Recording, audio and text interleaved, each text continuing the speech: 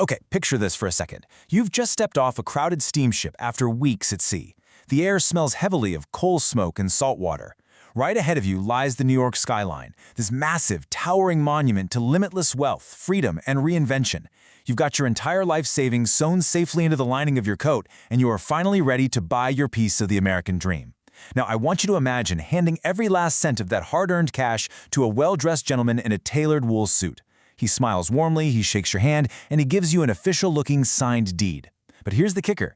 Despite that signed deed in your hand, you don't actually own a business. You don't own a home. You just bought a multi-ton iron landmark that actually belongs to the city. And the guy who just sold it to you, well, he's already vanished into the fog. The Explainer, Selling the Impossible, The Legend of George C. Parker. Today, we're taking a pretty dark psychological descent into the life of one of history's most audacious swindlers. We're looking at a man who literally weaponized American optimism and managed to sell the unsellable. His name was George C. Parker, and he didn't just steal wallets, you guys. He was a master architect of human illusion. So I have to ask, how on earth do you sell a public suspension bridge? It sounds like an impossible mystery, right? It totally defies rational belief that someone could look at an engineering marvel spanning the East River, a public utility used by thousands of people every single day, and hand over their life savings to buy it. But as you'll see, Parker's success wasn't really about real estate at all. It was about perfectly manipulating the human mind. Section 1. Welcome to New York, the perfect mark. Hope. For a guy who understood human nature better than most trained psychologists, hope was the most lucrative commodity in America. You see, New York at the turn of the 20th century was this intense pressure cooker of ambition, immigration, and just raw capital. Fortunes were being made overnight, and the line between legitimate enterprise and brutal exploitation kind of blurred into nothingness. Born right there in New York City in 1860 to Irish immigrant parents, George C. Parker grew up watching this massive transformation. He was bright, he was articulate, and he had a photographic memory. But his true genius, that lay in his psychological insight. After a brief stint with small-scale forgeries and fake property leases in the 1880s, Parker realized something huge. He saw that the massive waves of European immigrants arriving at Ellis Island shared a fatal vulnerability. They desperately wanted to believe in the system. To an immigrant fresh off the boat, trapped in an alien legal system and surrounded by a language they barely spoke, the sprawling architecture of New York represented absolute authority. Parker figured out that the most valuable thing in America wasn't oil or steel. It was, literally, hope. Section 2. The Architect of Illusion, Master of the Long Con. So Parker expands his operation into this highly sophisticated corporate-style enterprise, building up a staggering phantom portfolio. We're talking plush, rented office spaces in downtown Manhattan with brass-plated doors and secretaries, the whole shebang. He projected the effortless, polished confidence of a Wall Street titan. And because of this absolutely flawless presentation, he was able to sell the Statue of Liberty by marketing it as a prime site for private observation platforms. Get this, he sold Grant's tomb repeatedly by posing as the general's grieving yet financially desperate grandson.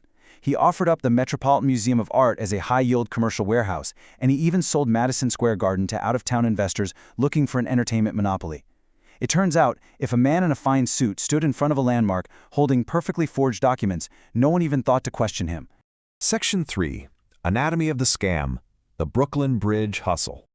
Now, the mechanics of this fraud were an absolute masterclass in social engineering. Step 1. Scout the marks. Parker specifically targeted wealthy tourists or prosperous recent immigrants who were hunting for a high-return investment. Step 2. The pitch. He'd approach them, turn on that incredible charm, and spin this highly plausible tale. He'd tell them the city was just completely overwhelmed by the thousands of carts, carriages, and pedestrians crossing the span every day. He claimed the city desperately needed private partners to manage the flow and collect tolls, and wouldn't you know it, he personally held the municipal clearance to assign these rights. Then he'd create artificial urgency, telling them the city council needed it wrapped up by Friday. Finally, step 3, closing the deal.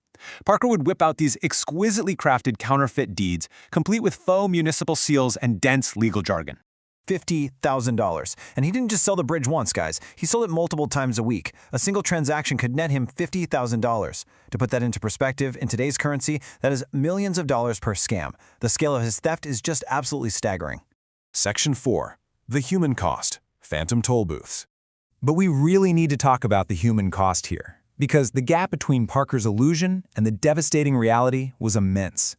His victims weren't faceless megacorporations. They were hardworking families who had pooled together literally everything they had. Consider the tragic absurdity of what happened after the sale.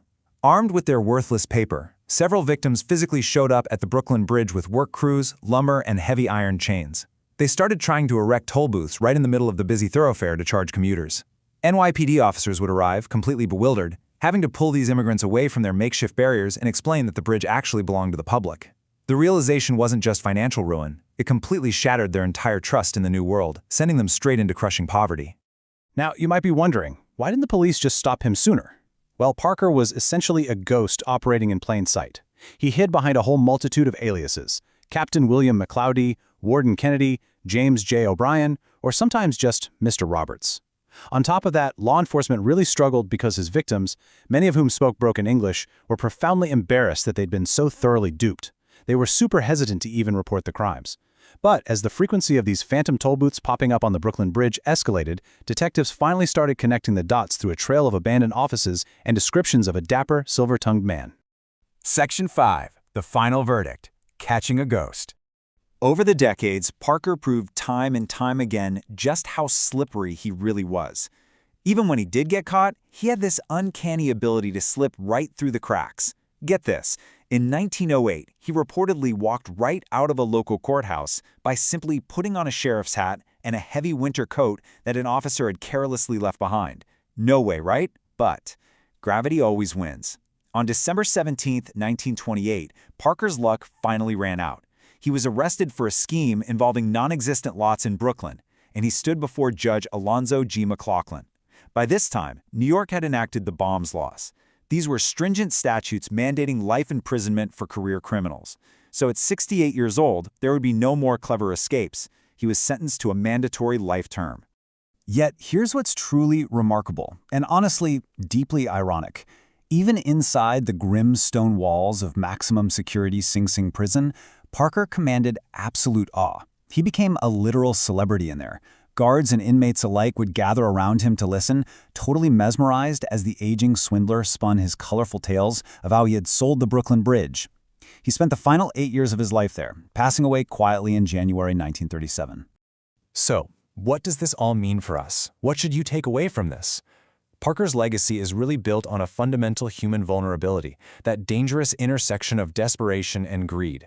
Think about it. He didn't force a single person to hand over their money. He simply whispered exactly what they desperately wanted to hear. It's a timeless psychological lesson. When an opportunity sounds too good to be true, it isn't an investment. It's an illusion, meticulously manufactured by someone aiming to walk away with your future. And that leaves us with his final enduring linguistic legacy. Today, whenever someone is foolish enough to believe an impossible promise, we still use a phrase born directly from Parker's audacious crimes. If you believe that, well, I've got a bridge to sell you. It really makes you wonder, doesn't it? What illusions are we buying into today? Thank you so much for joining me for this explainer. If you want to uncover more fascinating truths from history's most intriguing underworlds, make sure to subscribe and turn on notifications. I'll catch you in the next explainer.